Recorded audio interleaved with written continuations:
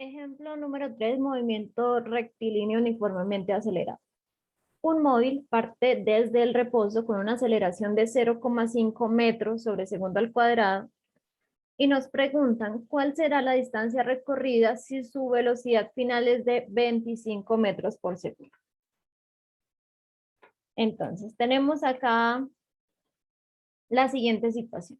El móvil que vamos a trabajar es una motocicleta y la información que nos está brindando el enunciado, la más evidente es que la aceleración es de 0,5 metros por segundo al cuadrado o sobre segundo al cuadrado y que es constante, es decir, que durante toda la trayectoria él lleva una aceleración de 0,5 metros sobre segundo al cuadrado. El otro dato que podemos ver fácilmente es la velocidad final. Nos dice que la velocidad final es de 25 metros por segundo, es la velocidad que alcanza al final del recorrido. Y hay otro dato que nosotros debemos aprender a identificar una vez lo leamos del enunciado. Y es que cuando nos digan que el móvil parte desde el reposo, significa que su velocidad inicial es igual a 0. Esa es la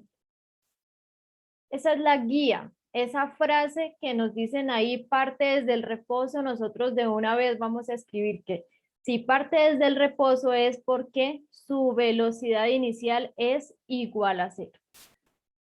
Además, si tomamos nuestro sistema de referencia desde la velocidad igual a 0, es decir, desde el reposo de ese móvil, desde donde está inicialmente, entonces nuestra posición inicial va a ser igual a 0.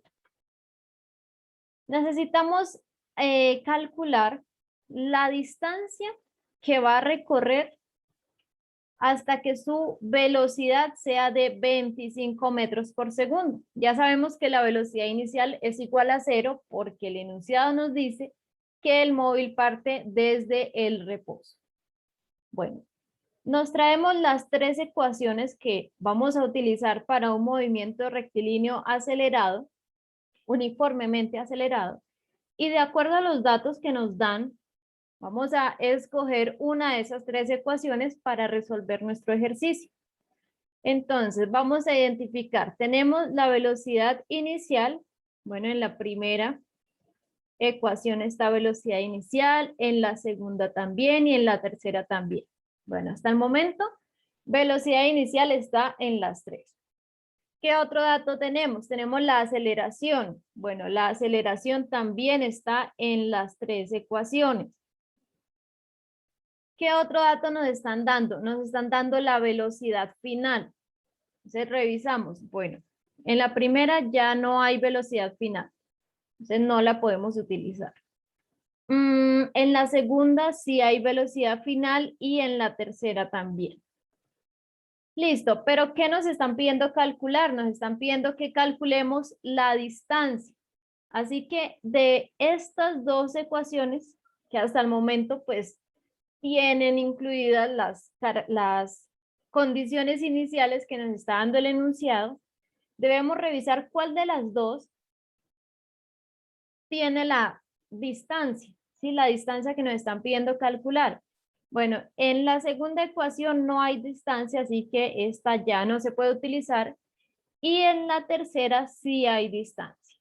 ¿Listo? Tenemos x sub 0 que ya es igual a 0, así que podemos utilizar esa tercera ecuación. Como necesitamos calcular la distancia, debemos de la ecuación, al reemplazar los valores, despejar x final, que es la cantidad que nos están pidiendo calcular. Entonces, velocidad inicial, ya sabemos que es igual a 0 porque parte desde el reposo.